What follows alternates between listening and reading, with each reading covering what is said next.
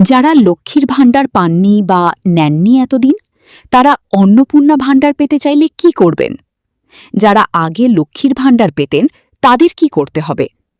মন্ত্রিসভার দ্বিতীয় বৈঠকে নারী ও শিশু উন্নয়ন ও সমাজ কল্যাণ বিভাগের অধীন অন্নপূর্ণা যোজনায় নীতিগত অনুমোদন দিল বিজেপি সরকার।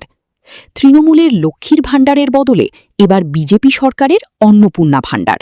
ভাতার অঙ্ক ১,৫০০ টাকা থেকে বাড়িয়ে ৩,০০০ টাকা করার ঘোষণা।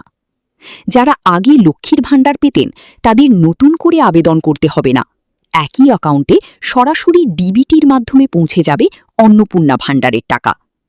সিএর জন্য আবেদনকারী এবং ট্রাইব্যুনালে আবেদন জানানো ব্যক্তিরাও অন্নপূর্ণা ভাণ্ডারের সুবিধা পাবেন বলে ঘোষণা করা হয়েছে। নতুন আবেদনকারীদের জন্য খুব শীঘ্রই পোর্টাল চালু হবে। সেখানে সরাসরি আবেদন করা যাবে বলে জানিয়েছেন নারী ও শিশু কল্যাণমন্ত্রী অগ্নিমিত্রা পাল।